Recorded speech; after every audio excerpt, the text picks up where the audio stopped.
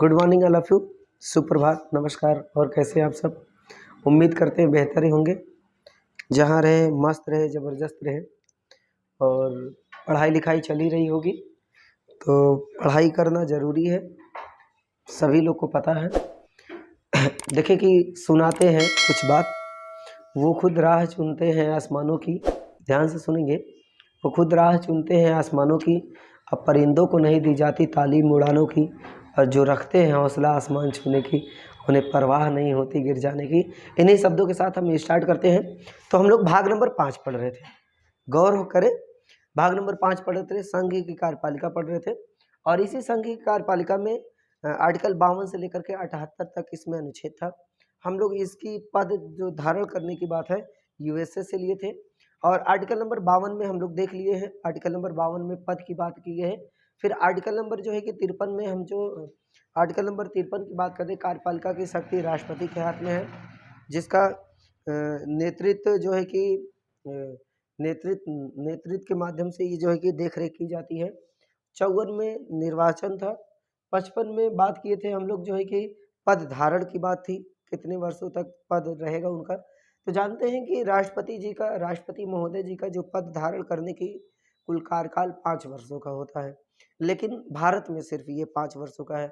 और उसके बाद हम लोग देखेंगे, अगर यूएसए मतलब है कि यूएसए में अगर हम लोग देखेंगे, यूएसए में पद धारण करने की अवधि 4 वर्ष की होगी, 4 वर्षों की। लेकिन इसके पहले भी एक आर्टिकल हम आपके मतलब है कि आगे देखें, और जो कि आर्टिकल नंबर 55 में क्या था, रीतियाँ किस रीति के माध्यम से जो है कि राष्ट्रपति जी का चुनाव होगा। रीतियाँ में हम लोग देखे थे, अनुपातिक मत पद्धति होगा, एकल संक्रमण मत पद्धति यहाँ से होगा, और अप्रत्यक्ष तरीके से वोटिंग की जाएगी। ये सारे के सारे हम आपसे कॉन्सेप्ट बताए थे। तो प्रश्न यहाँ से प्रश्न भी पूछे जाते हैं, आप लोग ख्याल करेंगे। लेकिन एक जो है कि 56(1)(c) में ये कहा गया है, यदि राष्ट्रपति चाहे तो अपना पद खाली कर करके और अपने उत्तराधिकार को उस गद्दी पे बैठा सकता है, मतलब राष्ट्रपति के पद पे नियुक्त कर सकता है। तो राष्ट्रपति महोदय चाहे तो ऐसा कर सकते हैं, उत्तराधिकार। लेकिन ध्यान दीजिए, जब तक मतलब है कि तब तक उत्तराधिकार नहीं होगा जब तक राष्ट्रपति जी पद पर धारण किए हुए हैं, तब तक उसका उत्तराधिकार धारण नहीं कर सकता पद को। तमाम प्रकार के कंडीशन है, कंडीशन को हम लोग समझेंगे।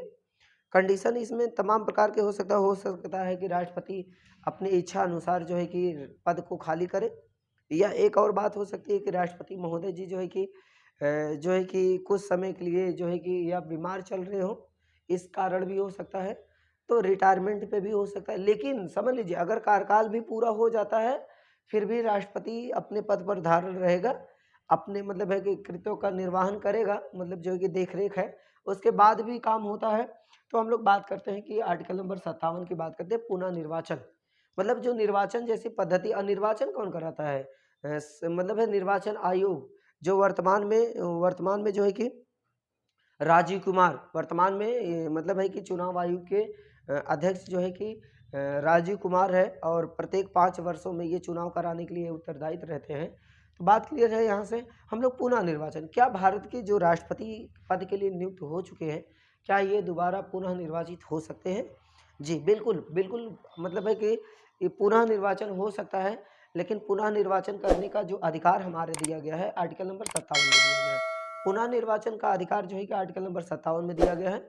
लेकिन बात यह है कि कितनी बार या पुनः निर्वाचन की पद्धति, यहाँ पे पुनः निर्वाचन तो कह तो दिया है, लेकिन कितनी बार हो सकते हैं, यह संविधान में जो है कि मौन है। मौन है कि संविधान ये दोबारा मतलब ये नहीं कह सकता कि जो है कि आप कितनी बार निर्वाचित हो सकते हैं, नहीं।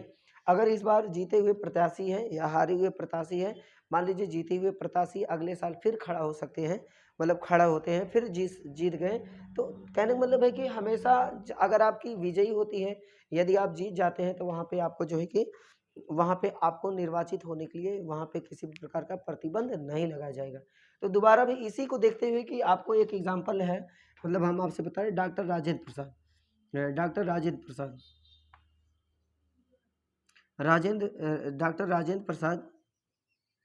डॉक्टर राजेंद्र प्रसाद जी जो है कि ये जो है कि कुल तीन बार अगर प्रश्न भी पूछा जाता है, भारत के पहले राष्ट्रपति कौन है, भारत के राष्ट्रपति पहले डॉक्टर राजेंद्र प्रसाद जी।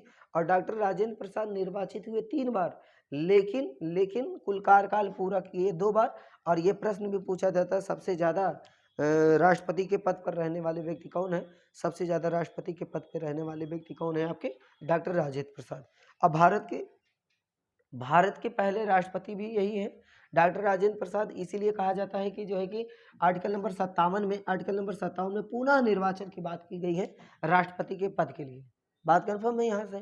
तो आगे चलते योग्यता, ये वेरी इंपॉर्टेंट है, बात समझिए, इसमें बड़ा रोचक बात है भारत के संदर्भ में।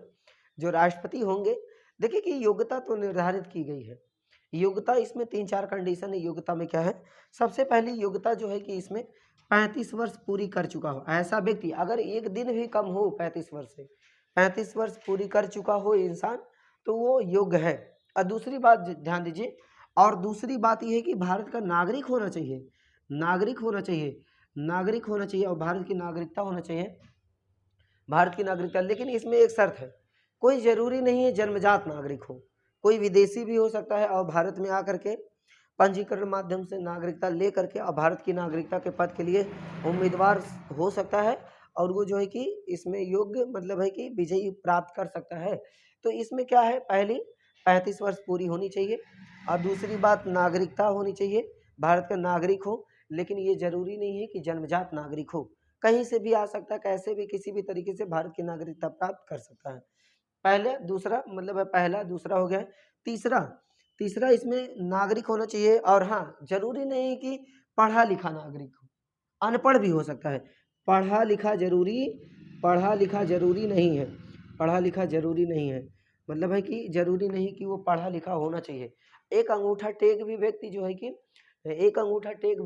है कि इसमें भारत का नागरिक बन सकता है, मतलब कोई ये जरूरी नहीं। दरअसल में जब हमारा भारत का संविधान का निर्माण, मतलब भारत का संविधान जो निर्माण हो रहा था, उसमें तमाम लोग, इसमें देखा गया उस समय उस कंडीशन पे ये बात लिखी थी कि कोई पढ़ा था कोई नहीं पढ़ा था, क्योंकि गरीबी चरम सीमा पे थी। इसी बात को देखते हुए कि यदि पढ़ा लिखा इंसान राष्ट्रपति के पद पर होता है, तो जो है कि जो अनपढ़ गंवार व्यक्ति है वो भी जो है कि उस पद से, मतलब है कि उस पद योग्य नहीं रहेगा।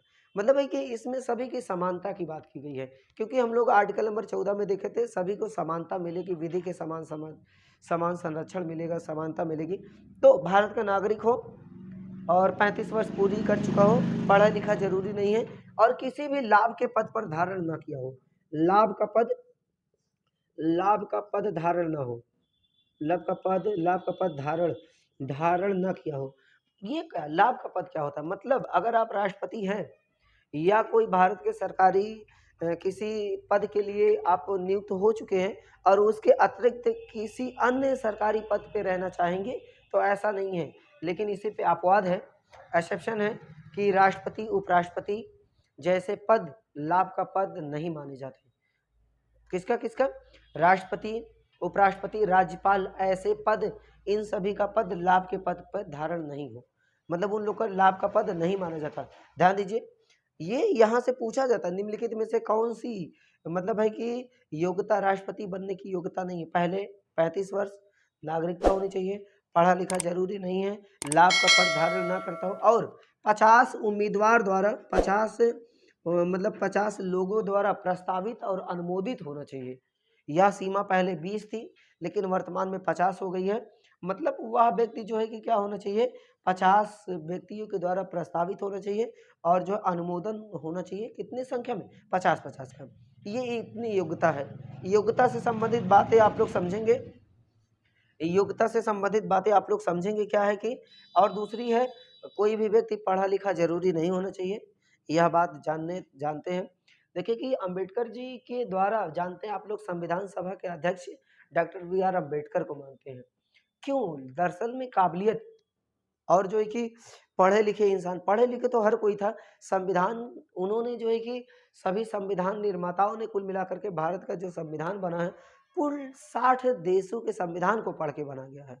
और इतना सब कुछ होते हुए ही इतना बेहतरीन तरीके से जो इसमें पढ़ा गया है, ये सारे के सारे मैटर जो हमारे हमारे जो भी हैं, सारे के सारे मतलब है कि मैटर सारे के सारे इसमें इतनी बेहतरीन तरीके से सिस्टमेटिक से इसमें सेट किया गया है कि आपसे बताने की आवश्यकता नहीं है।